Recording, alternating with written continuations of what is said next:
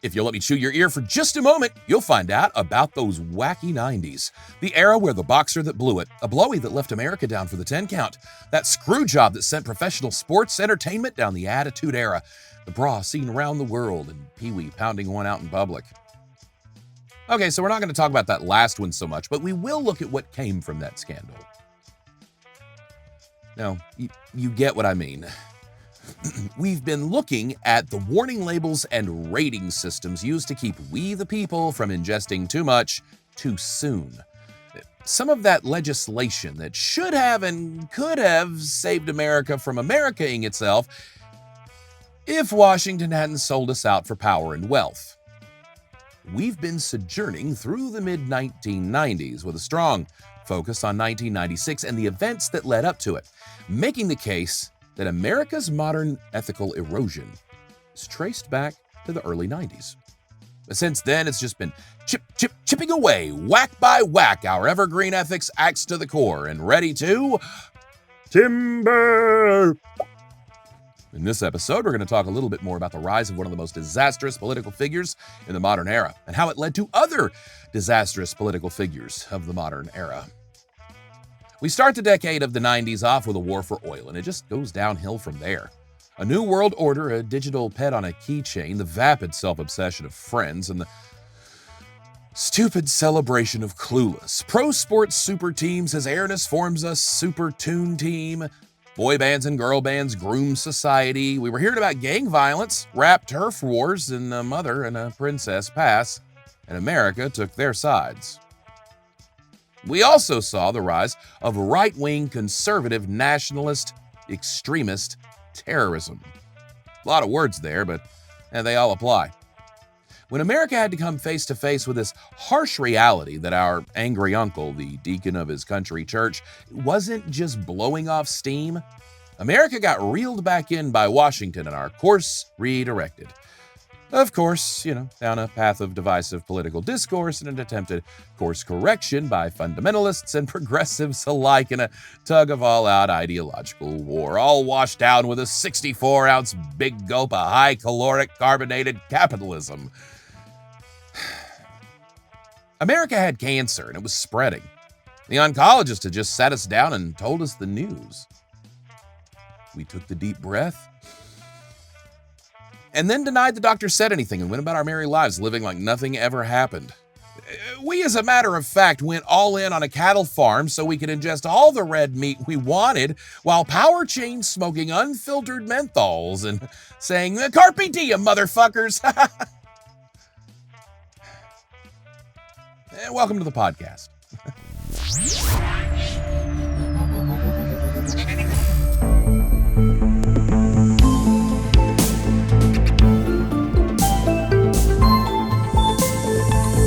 Getting lost in those rose-colored glasses of romanticized nostalgia, it's tempting. Hairstyles, fashion, cultural hindrances of the time aside, many decades are hailed as the best of times, the worst of times. In fact, what I did last episode of running down a list of historical moments and relating them to my point, I could do for every year of every decade in history. It's a fun exercise of looking at things from a slightly different perspective than the one your default is set to. One must be careful of confirmation bias, which is easy to fall into if we aren't training and updating our brains, making sure our default settings aren't just for our convenience, but for the overall best operation of the system. But we don't think about our brains like that, do we? Like computers, you have default settings, and then custom settings you configure as you go to decide how you want that computer to run easier for you. Shortcuts. We compartmentalize, put things in boxes and shelves and drawers. With our sojourn into the 90s, it's fitting we discuss this, since we're talking about the dawn of the internet, the age where computers really became a household necessity, like a refrigerator. Since then, it's clear that computers are designed like our brains.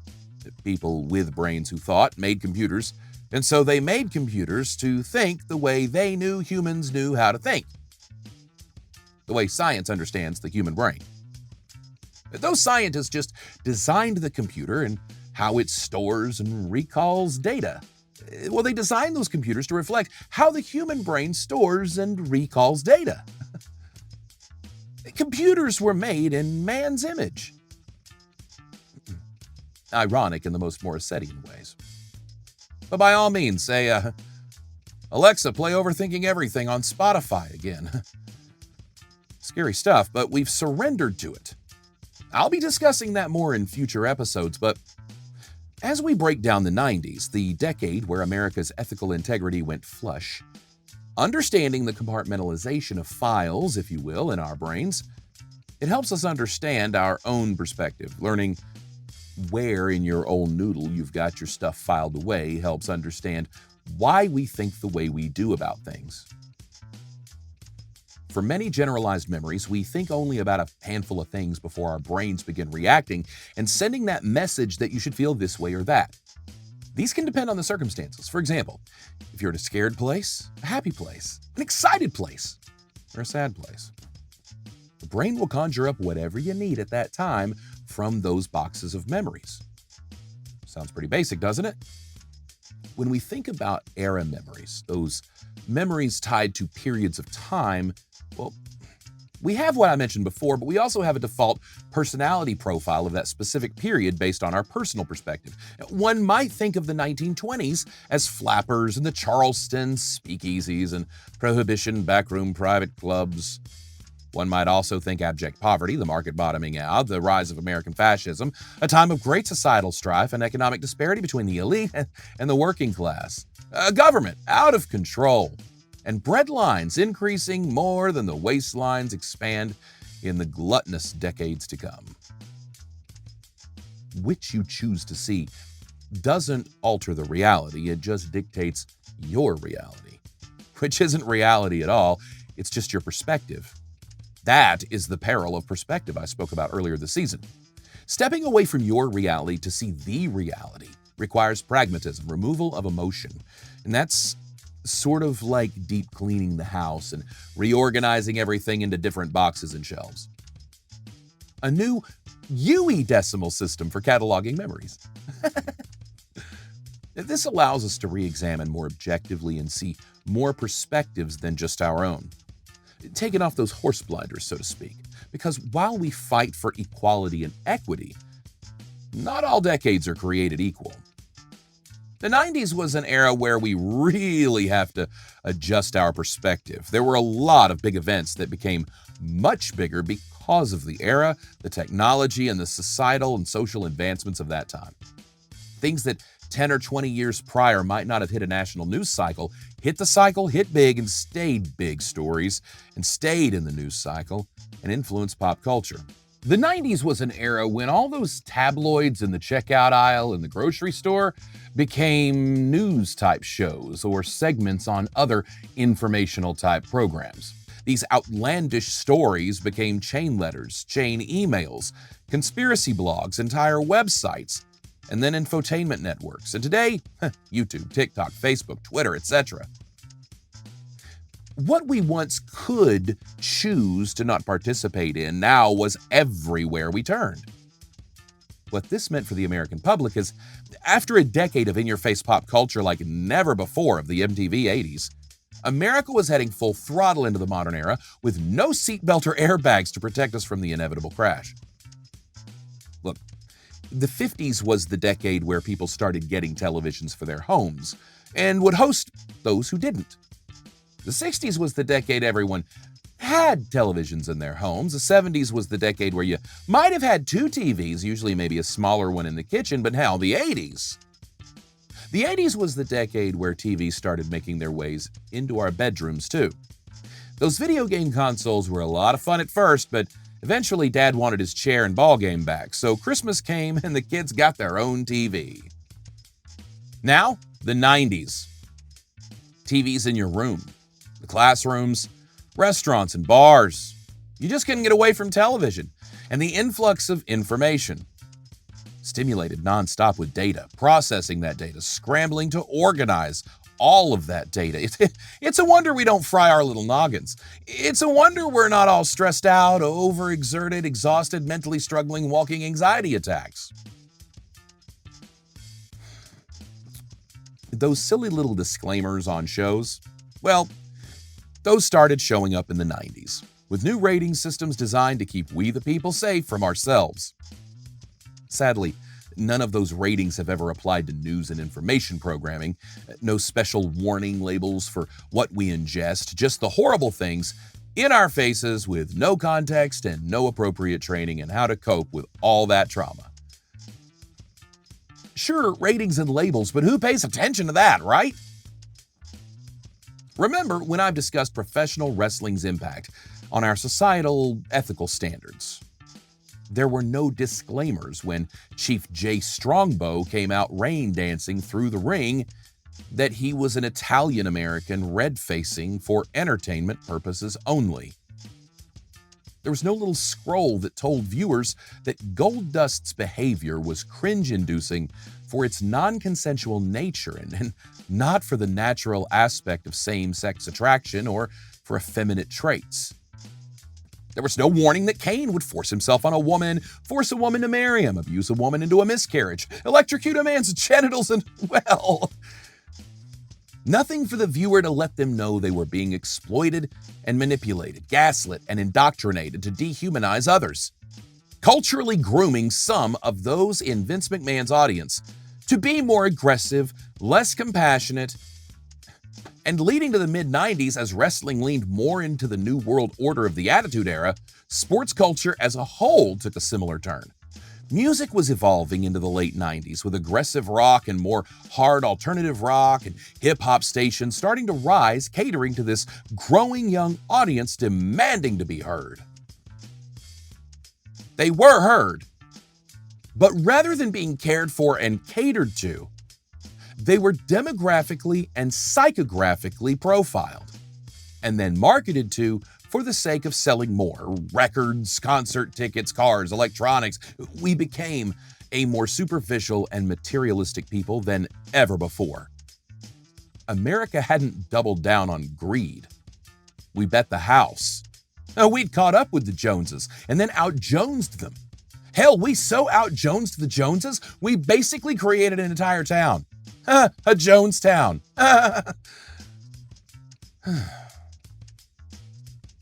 Well, so cultism. The point of our little show here. What we began to see was more divisiveness thanks to the rhetoric of almost every avenue of entertainment and infotainment media. From Dark Hogan to Rodman and everything the mid-90s brought, we were hurting ourselves and being herded into more pens than ever before. More commercial cultism, more competitive cultism, more extreme cultism, more cultism. And from episode 1, we know that cultism is simply the act of worshiping something one sees as really important. So by the definitions of the words in the definition, we start to see cultism in shoe brands, bands, sports teams, cities, schools, towns, restaurants. Every little aspect of our lives is impacted and infected with cultism. Your Droid or Apple. Your import or domestic. Works for cars and booze. Your Marvel or DC. Your Star Trek or Star Wars. You're a little bit country, or you're a little bit rock and roll. We often don't choose the cults we subscribe to. Most of that is predetermined, or we're led down that path without our full understanding from very early ages. Granted, some of these things are harmless by themselves, or even combined with a few other things here or there. But I'm arguing that through the 90s and the rapidly evolving cultural landscape, it was like dropping a Mentos down a 2-liter. The ripple effects of these huge events magnified through the impact of the internet and exponentially expanding cable and satellite news and information offerings was overwhelming. It was one punch of our standards after another. For example, before we even start with the war, in 1991, Pee Wee Herman, beloved goofy man-child and star of the sort of children's program, Pee-wee's Playhouse. He was arrested for indecent exposure for playhousing his Pee-wee at an adult movie theater. I had so many questions, even as a young high schooler, but this put masturbation on the front page of everything. Paul Rubens was humiliated, effectively canceled before it was a culture. But he was allowed to come back eventually, and would get busted for child pornography along with the principal from Ferris Bueller's Day Off, about 10 or 15 years after that, actually. For many, this was a trauma we didn't fully process. You see, back then you just didn't talk about self-pleasure in public that way, but this was the beginning of a discussion that would eventually lead to President Bill Clinton firing his Surgeon General. Surgeon General Jocelyn Elders, the first black woman to hold that position. I know, right? You won't believe why. Clinton fired her because of his own personal moral convictions. Elders had made some controversial statements regarding sex education and the legalization of drugs, among other things. But it was a comment during World AIDS Day in 1994 where she was asked by someone in the audience about masturbation and how to make that more openly discussable to promote as an alternative to risky sexual activity. Elders simply said that masturbation was a part of human sexuality and perhaps is part of something that should be taught. But we haven't even taught children the basics. Then she said, "I feel that we've tried ignorance for a very long time and it's time we try education." The fact is, things weren't going great for Bill Clinton in Washington. But still, the first black female Surgeon General, and she's fired because she advocated teaching that masturbation is okay as a part of sex education. Seems like a decent idea, huh? These were the 90s. And these were the Democrats of the 90s. Kind of ironic, since 3 years later, old Billy could have used old Jocelyn's advice and he might not have ended up impeached, and the Democrats might have taken the high ground from the moral majority. Again, that's a white supremacist dog whistle. We've talked a lot about 1996 last episode, and we'll get back to it. But when you look at 1997, not only did you have the Clinton scandal that really annihilated America's confidence in our leaders and role models, but that same year, legendary boxer Mike Tyson, who at one time was considered the greatest fighter of the modern era, stooped to the lowest in the ring and bit the ear of Evander Holyfield. While a little ear nibble may not seem like anything compared to a low blow in the ring or in the oval, it was a sweep to the legs of our ethical integrity.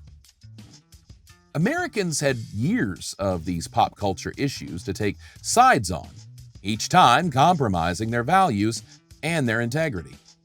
But when the ear bite went down, there were many who excused it or didn't accept what that meant for sports.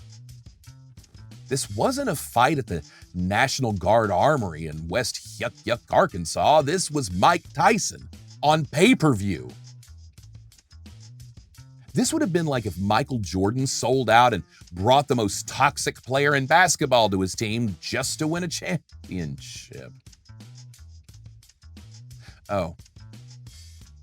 This would have been like Hulk Hogan going bad because people were getting bored with his Hulkamania shtick, selling out for just more money. Oh. Well, speaking of wrestling again, the foundations of kayfabe were shook at Survivor Series in 1997 when Bret Hart, one of the most respected champions of all time in professional wrestling, lost the title to Shawn Michaels in Montreal, Canada, the Hitman's home turf. This was going to be Hart's final match at the World Wrestling Entertainment before moving over to the World Championship Wrestling. He wanted to go out of the WWE a champ. Vince McMahon had other ideas. He owned the WWE, so he made the rules. Shawn Michaels got the Hitman in his own signature move, the sharpshooter. However, Bret Hart never submitted. The referee, Earl Hebner, on direct orders from McMahon, called the match almost as soon as the move was fully executed. No submission, no pin. Still, the excellence of execution himself was stripped of the title. The Heartbreak Kid was the new champ, and even he was stunned. Hart was livid, spit in Vince McMahon's face. McMahon didn't care. Fans were heartbroken. I know what you're thinking. It's wrestling. It's all fake and scripted. For entertainment purposes only, Josh, remember? This was not. Apparently, very few people were in on what would then become known as the Montreal Screwjob in wrestling. It's called a shoot, when you break kayfabe and go off script. Well, the ref went off script, and the Attitude Era of professional wrestling was officially ushered in. This was a moment where the rules, right and wrong, didn't matter. This wasn't just Mr. Fuji whacking somebody with his cane or Bobby Heenan grabbing somebody by the ankle when the ref isn't looking. This was the owner of the entire company rigging a match out of a personal vendetta and compromising the integrity of the referees in the process. Look, it isn't the pro wrestling refs were ever played as anything but utter buffoons, but this was corruption out in the open. Things in America, not just in the wrestling ring, were changing. You wouldn't believe the whole decade kicked off with a war, huh? Boy, the 90s was a decade that should have had a warning label of its own.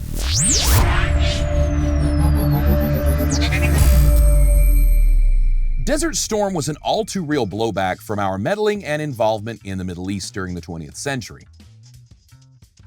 Wait. No, sorry, that was a decade later. Desert Storm Desert Oil. It was about oil. Always about oil, follow the money. That speaks for itself, and has since America industrialized and really began colonizing. That's not what this is about. I'm going to explore down the road in Overthinking Everything a few key conservative figures whose successes have been mirrored, paralleled, or eerily coincidental. Almost like there was a playbook of success that they followed. I'll be tracing the DNA of those decisions back to find out who and what really set us down this path. Between Rupert Murdoch in the UK, Donald Trump in New York, and Vince McMahon, any and everywhere grown men would take little boys to watch oiled-up Adonises grapple, their respective successes since 1980, when Reagan took office, are too similar to ignore. In these episodes, for entertainment purposes only, I've been exploring a lot of themes and events leading, eventually, to the erosion of American ethical integrity, which gave way to the rise of Trump and his cult.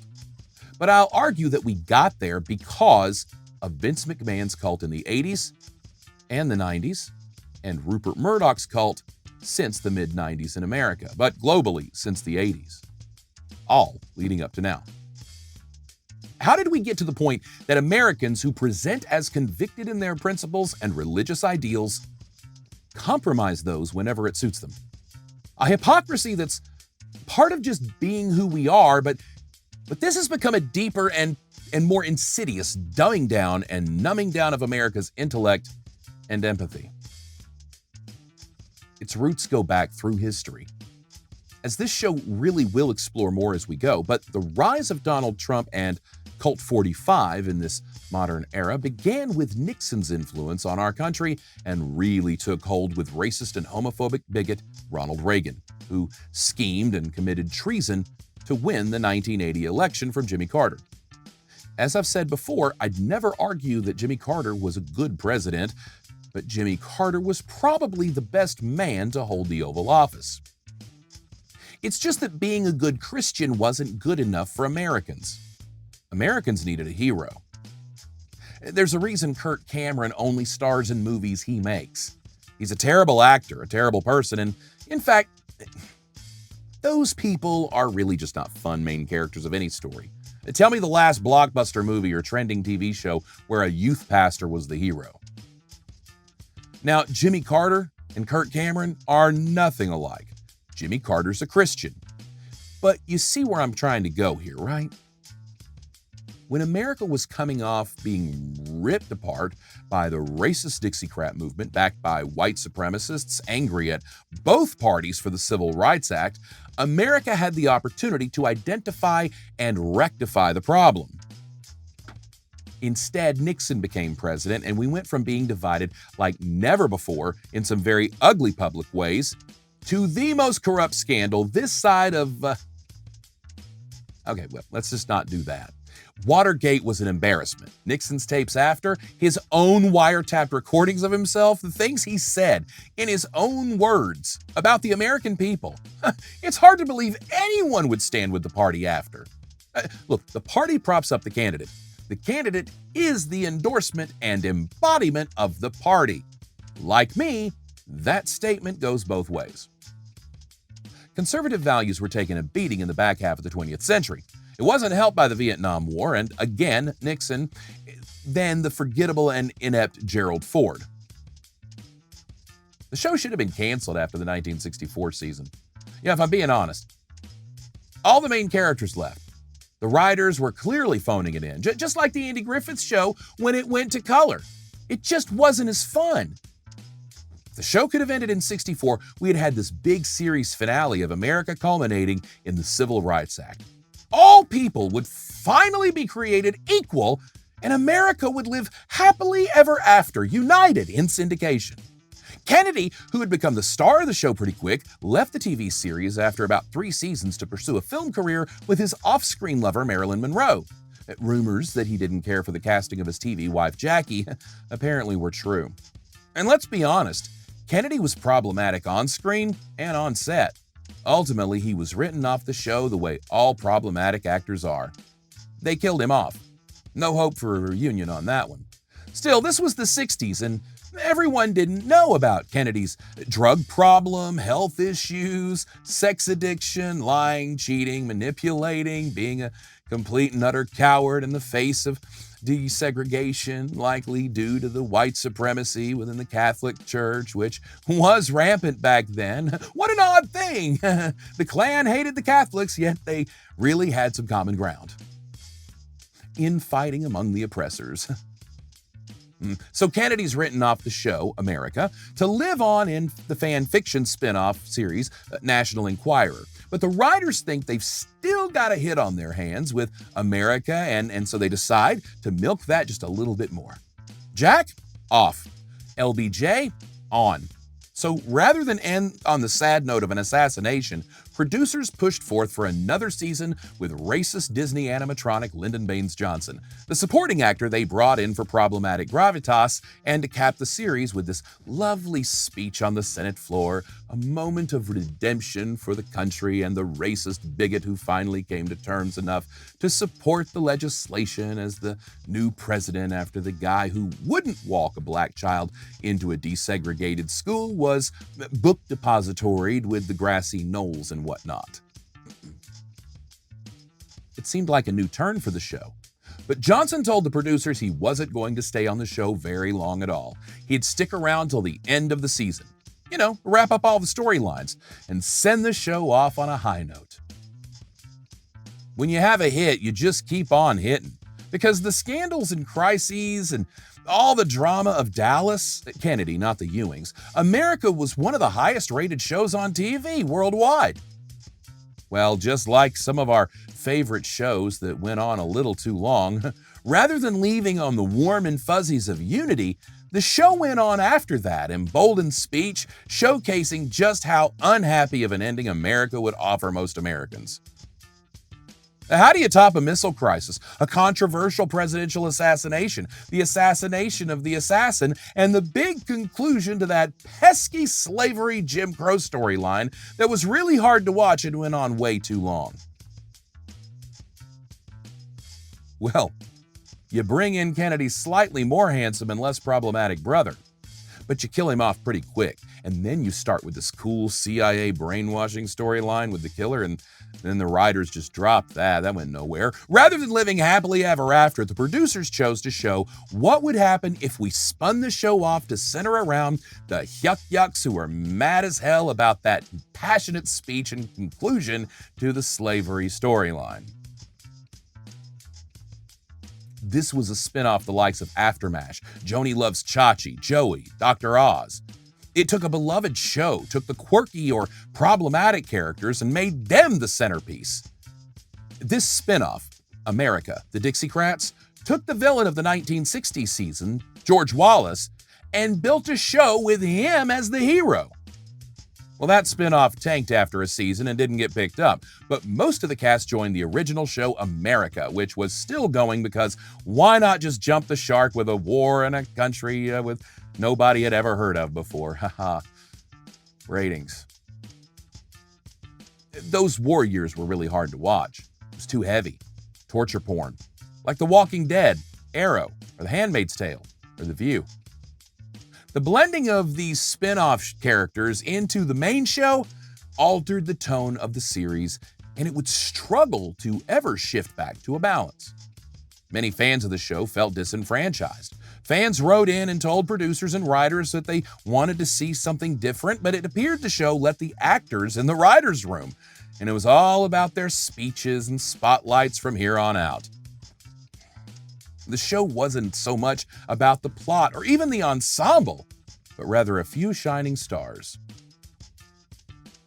One of those stars was a former actor turned governor of Acterson State, who had shot to fame on the silver screen as a young actor with a monkey on his back. Literally, he acted with a chimp.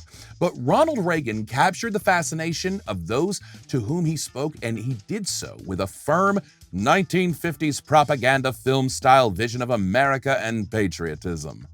Much of that masked in racist dog whistles, but who noticed or cared back then? Reagan was a well-polished public figure by the time he ventured into politics. He just needed time to figure out how to play the politics game better than he managed his Hollywood career and personal life. I've mentioned some of Reagan's underhanded dealings and the treasonous actions to win the White House. Reagan is his own episode, to be honest, but many lay the blame at Reagan's feet for so many things. I offer no sympathies to Reagan. He wasn't a good man. His ambitions were such that his actions became self-serving, ruthless, and he was more interested in preserving a legacy for himself than preserving America or Americans. Reagan was loyal to Ronald Reagan and no one else. The man who insisted Americans ask not what America could do for them, but to ask what they could do for America was gone. His ideas so opposed when they attacked him, they aimed for the brain. A kill shot, yes, but a symbolic one in my opinion.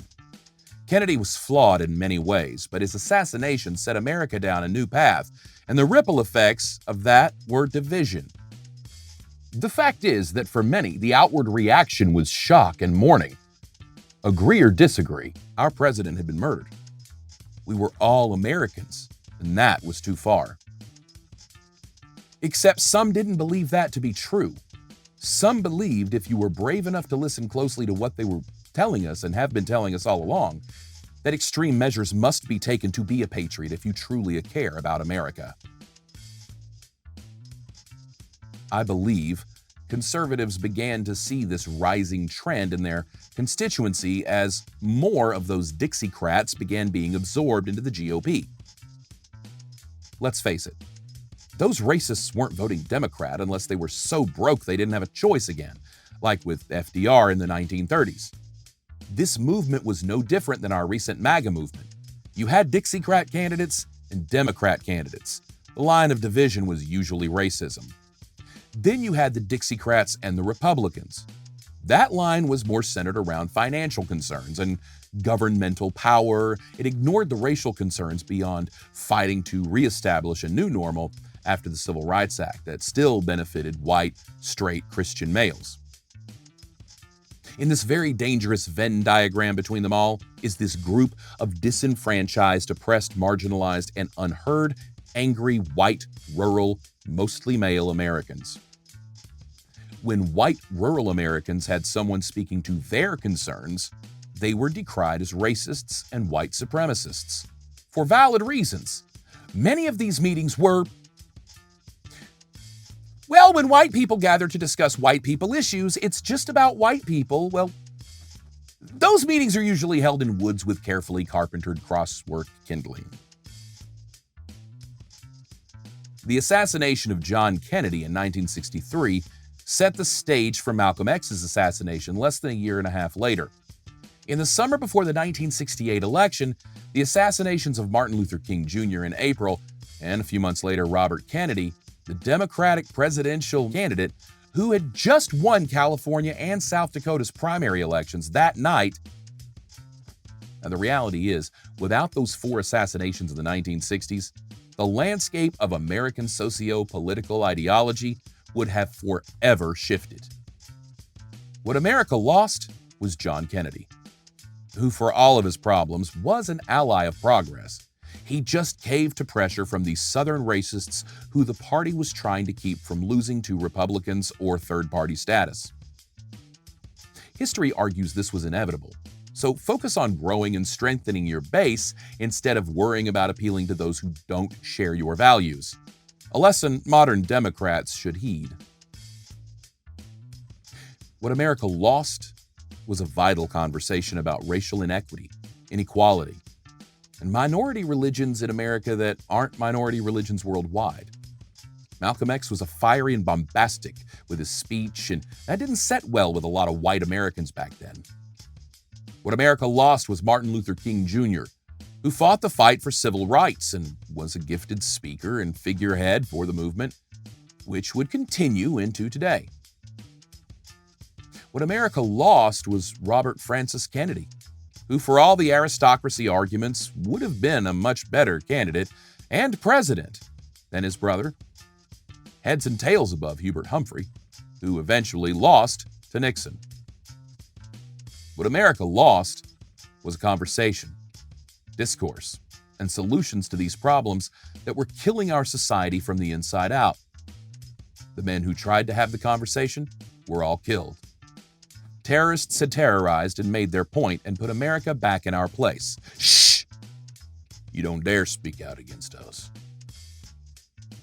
This isn't to say that all of these murders were done by violent white supremacist, right-wing, conservative, religious zealots, extremists. RFK's killer, Sirhan, citing his pro-Palestinian ideals, said his reasoning was Kennedy's decision to send 50 bombers to Israel to cause harm to Palestinians. That was why Sirhan murdered Kennedy. Still, this isn't excluded from the discussion. This was a political assassination that had deeply racist, anti-Semitic, and religious undertones. This wasn't a black and white issue like the others, but this was an issue harkening back a few decades prior and the first political attack based on America's stance in that region. America's racial divide was growing, but the violent conservative extremist side wanted to keep those fears stoked. Dixiecrats didn't stand a chance, but Republicans, softening the racism in their platform, adapted to the ever-evolving social atmosphere in America. The Republicans learned to dog whistle. The quiet part was finally said out loud, and the only people who weren't appalled by it were in the South, the Deep South, Arkansas, Louisiana, Mississippi, Alabama, and Georgia. But the Dixiecrats showed up in the other southern states too, strongly. It was closer than it should have been in most of these places. Conservative Republicans got a front row seat at the open racists in America being rejected by the majority. They got to see Middle America's reaction to open and outward racism. The Dixiecrat movement spoke it like they saw it, usually from behind a hood. Conservative Republicans also shared many of the values of these white supremacist Dixiecrats. But they were smarter, better funded, and more organized. The Republicans listened to the Dixiecrat candidates and observed public reaction. Conservative Republicans evolved. They knew they could run on a law and order rhetoric and win, replacing the more overt racist language with criminals and thugs to manipulate the voters. That quiet part out loud needed to be quieted again. So they learned those phrases they could use and tactics that were just as racist, but convinced good, decent people that they weren't. In fact, the tactics they used were to celebrate passive-aggressive language and actions and subversive racism that managed to continue the power dynamic of the white boys club a little while longer. While Jim Crow practices were illegal in a free market society where everyone can do what they want because capitalism, my rights, my freedoms, Jim Crow just went big business and to the individual. Racial retaliation and prejudice became the norm. It isn't that racism ever ended or died down in America. It's just that racists learn how to adapt, to keep being racist despite society moving on from them, or desperately trying to. The spinoff, America the Dixiecrats, was a failure, and it really ruined the main series America. America fell for the great con job of conservative politics, the selling out of your basic human values for emotions like fear, jealousy, greed, paranoia, hate. They bought Nixon hook, line, and sinker. They were paid back for their naivete with Watergate and the embarrassment and shame that Nixon and the Republicans brought America. But some saw that as winning by whatever means necessary, because Nixon was right, and if he lost, then the wrong side would win, and our side would lose. So it's only fair, if the system won't protect justice, take justice into your own hands. Take the election into your own hands. Spy and manipulate the American presidential election to win. Some Americans were okay with that. Then after Watergate and Ford, we have to ask why Republicans were allowed to keep the White House after that, but that's for another episode. Then we got Carter. To be fair, Reagan wanted to be Reagan in 76 and 72, probably 1952, but who knows where it all went fascist for Bonzo. But all of those 14 characteristics on both lists line up with Ronnie. I know this is another history lesson, but this history is essential to understanding the legislation that assaulted marginalized communities in the United States.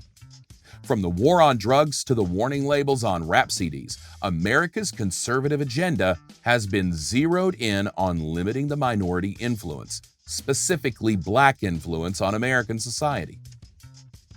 We'll discuss the new rating system brought forth in the 90s and what it did or didn't address to keep us safe, and what it really did, some of which we've discussed in this series. I'm getting back to the 90s in a moment.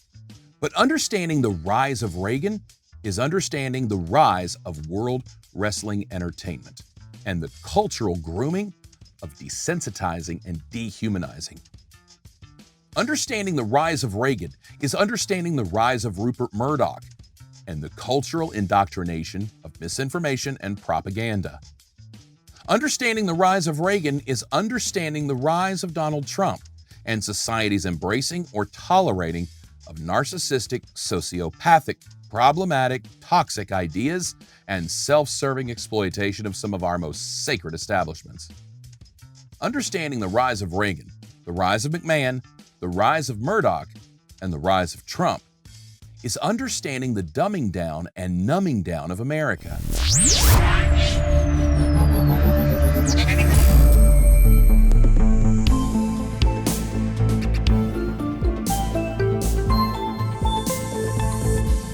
Ronald Reagan's presidency ended with warning labels.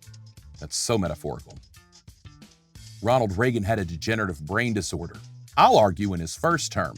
Nobody knows when Bonzo went all Walking Dead on us, but it was clear by his second term that something wasn't right. The diagnosis shortly after he left office, combined with some of his behavior during the Iran-Contra hearings and his mishandling of the denuclearization negotiations with Gorbachev, played for public sympathies in America and was swallowed whole by the people who had been groomed for decades already that Americans were Christians and the Russians were ungodly commies.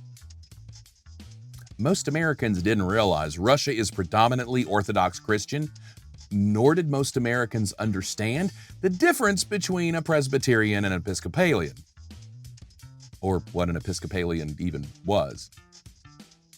Today, you'll hear the right criticize the mental capabilities of their ideological opponents while denying any defect in their own ranks. None of that is helped by both parties insisting to elect octogenarians as leaders, but this level of deflection was deliberate to discredit very real mental health and brain health concerns of past Republican presidents. That isn't to say the concern for Democrats isn't justified, just that their reasoning isn't in good faith. Similar to election fraud claims of the 2020 election, wiping away any argument to be made about the 2000 election. That conversation, again, is for another day. Now, we can't even bring up that 2000 election in this sea of whataboutism. That current whataboutism is rooted in the obstructionism era of Washington with Nixon, as conservative Republicans had no defense for their loyalty to a party that sullied American politics, discredited our democracy, and disrespected our history. Well, that whataboutism had its early roots before, but certainly the division in our country over the Civil Rights Act, followed by the rise of open white supremacy in the Dixiecrat movement, for sure helped solidify the early stages of this slow ethical erosion that would come to a head in just a quarter century. But when the Dixiecrat experiment failed and Republicans were desperate to win in the middle of a war and with their president dishonored and the party's corruption and win at any and all costs tactics exposed, you'd think America would have gotten our act together. It would certainly be a time when the conservatives and moderates in America gathered to reassess their values, right? Democrats and Republicans, liberals, moderates, and conservatives alike could have worked together to find a middle ground among themselves to further polarize and weaken this racist Southern minority movement led by Grand Wizard George Wallace.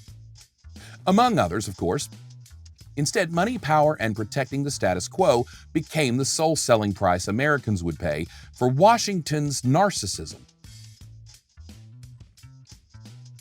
What the Republicans did was open the doors to the Dixiecrats with open arms, in fact. Republicans had the ideological advantage in that war, literally and figuratively. With lefty Dems all peace, love, and no war, the Republicans turned to the frothing at the mouth rural conservatives in the Dixiecrat movement, a segment of the population that would be easy to manipulate into a nationalist movement that would be party loyal to the end. A solid strategy amidst the Democrats doing what Democrats have done for decades: fumble the football.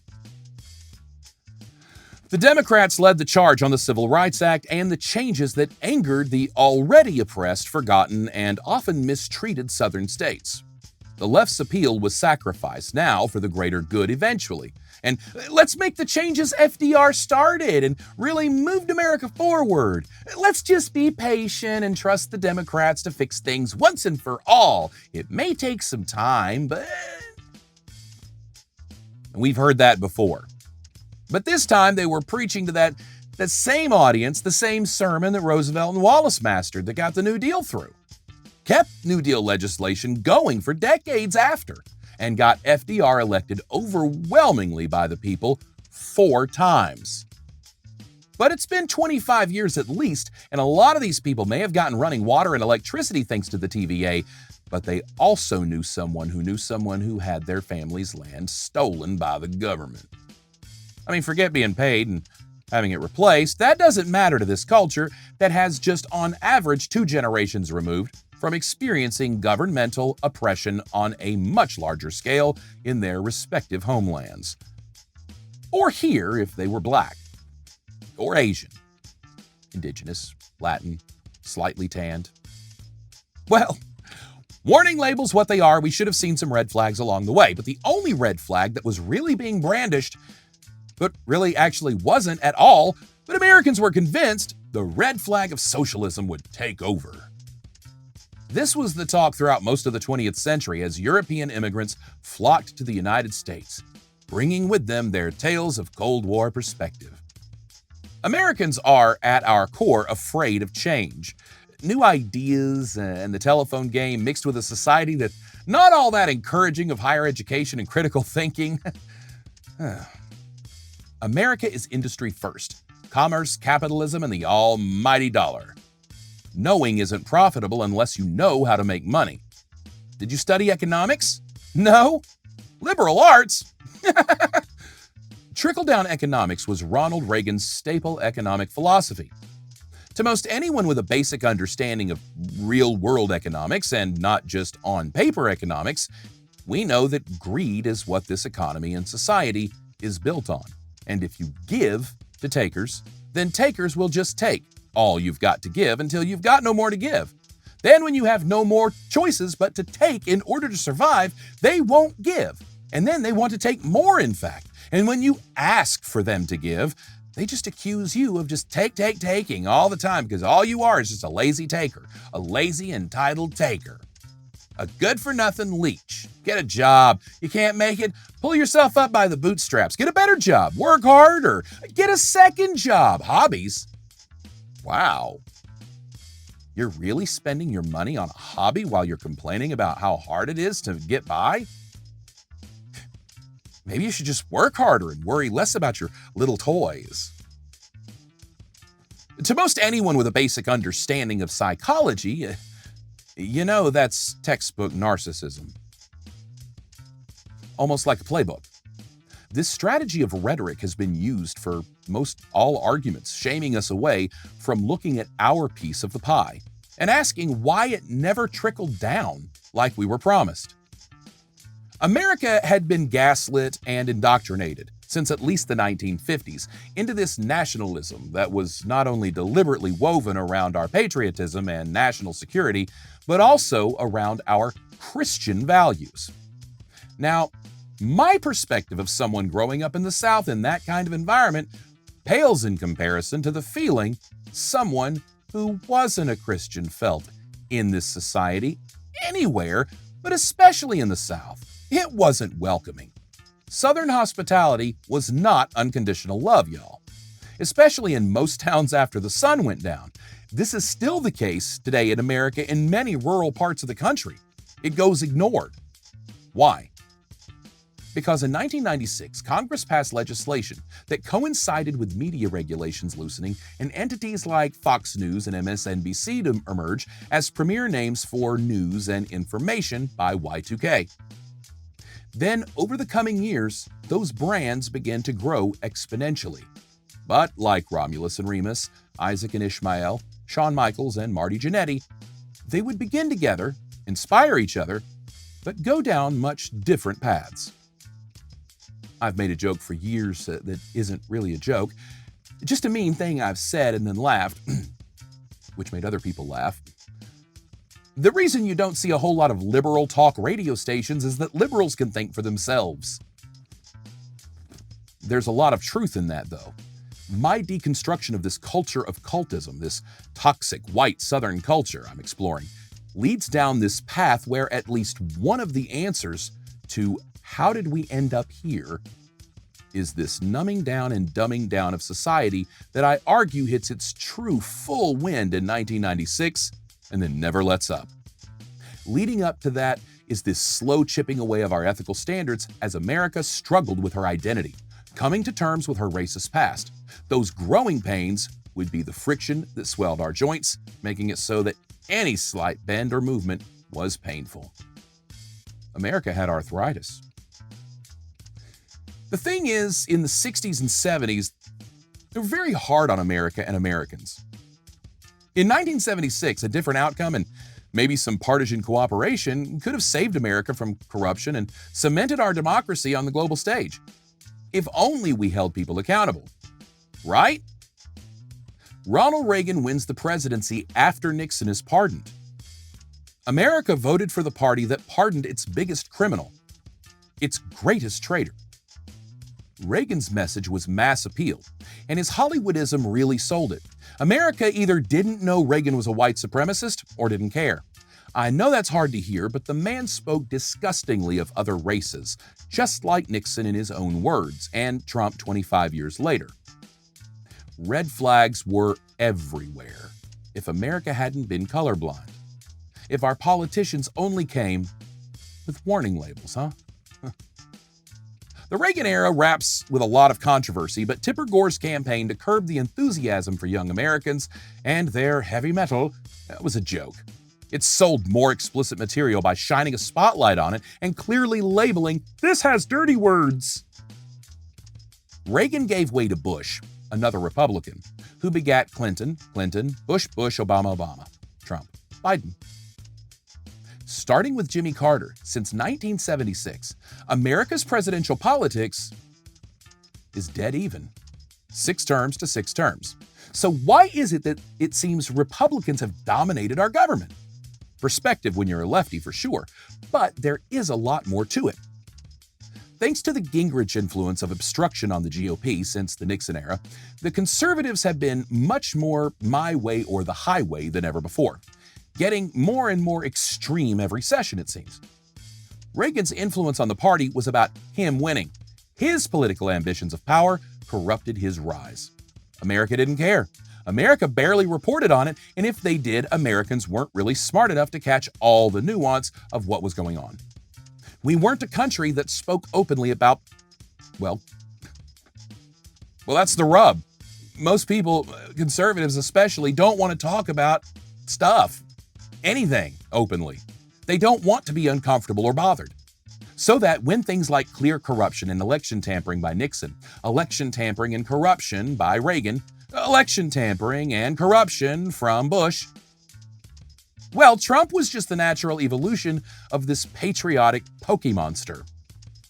Americans were used to it. It was just sociology nerds perk up. The norm. And with society seeming to excuse away all the bad behavior with God only made one perfect person, those norms of problematic toxicity and corruption became mores. Now that we've got the people where they care less, if only we had a way to keep hammering those messages into their heads over and over and over, and then make it so entertaining and appealing that they have to watch more and more and more and more and more. So the Telecommunications Act, which I'll discuss in full detail in the next episode, opened the floodgates of very wealthy white men to buy up media outlets. Fox News debuted shortly after MSNBC, but these were networks in the development for some time. Again, the higher-ups have access to info we don't. We see a new channel on cable and we're like, oh, what was on channel 113 before? They knew the Telecom Act was coming, and they knew how they could capitalize. Keep people fighting, keep people watching. The thing to understand is that the media has always been based on business and ad dollars and time spent consuming the product. If you're there longer, you'll consume more commercials. Media, news included, was designed to capture the audience and hold their attention. There's a lot of brainwashing science, for lack of better wording. But it's really indoctrination of ideas based on repetition and habitual psychology. It's almost like hypnosis. Television and radio were appointment-based. Overthinking Everything, Mondays at 8 p.m. Eastern on YouTube and everywhere podcasts are found. It doesn't matter. To you, anybody. Are you watching this live? So it's a mostly strategic way to remind you that my show comes on every week, and don't get behind, because if you get behind, you're probably going to move on to something else, because that's just how human attention span goes. We aren't trained to work for it, and we don't have the luxury of not having anything more important to do than to listen to me for an hour. But it's essentially me manipulating you through brain science. It's me gaslighting you that my show somehow matters to anything at 8 p.m. on a Monday night. That's just more for me to make sure I do my job every week. But all media uses these tactics. I know, I did it for years in radio and television. I don't play a lot of those games here besides the basic teaser type thing. That's the 80-20 rule. Give them 80% of the information, but withhold that 20% until after the commercials. Make them listen longer. Coming up, the Rolling Stones Queen and the band that said no to Woodstock? Who would do that? Find out after the break. And after the weather and sports, a local mother finds an unexpected visitor in her garage, and you won't believe how it ended. America was hooked and trained. Repeated indoctrination of ideas based on repetition and the psychology of forming habits. You know, the psychology of addiction. We really should have seen some of these red flags. If only our media had come with warning labels.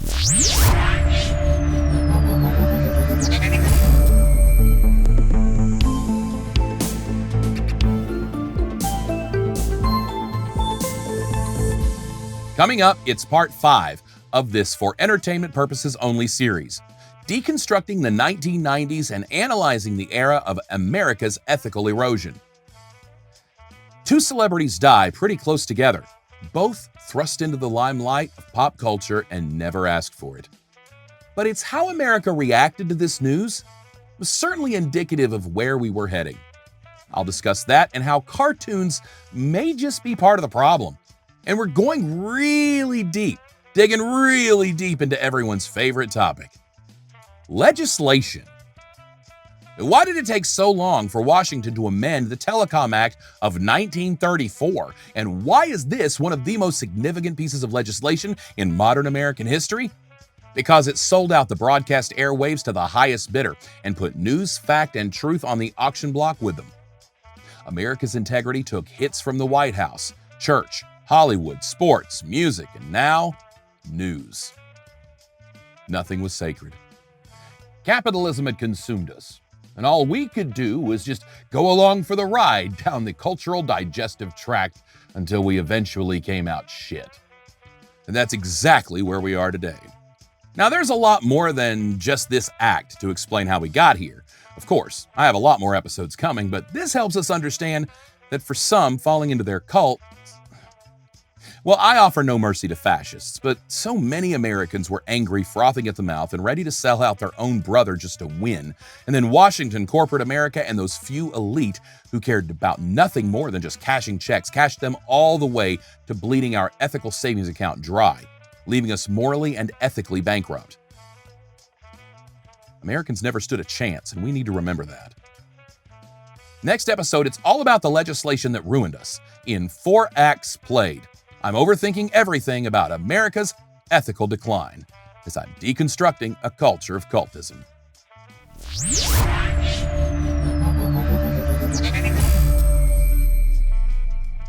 Thanks for joining me. Check out some of my other videos on YouTube. I've got all of my original music, my TikToks, all of Overthinking Everything, and clips of my acting and voiceover career. All of that's organized in playlists for you. Please check out my merch store. You'll get a kick out of some of the shirts. The Sir Talks a Lot, Swags a Lot shirt. Get your trigger tees now and let everybody know where you stand. They also make great gag gifts. Follow me on TikTok. Like, share, and subscribe to this video and this channel. Do all the things I need you to do, and if you really like the series, consider a donation to Cash App. Thank you so much for joining me. I'm Josh Brandon, and I'm overthinking everything.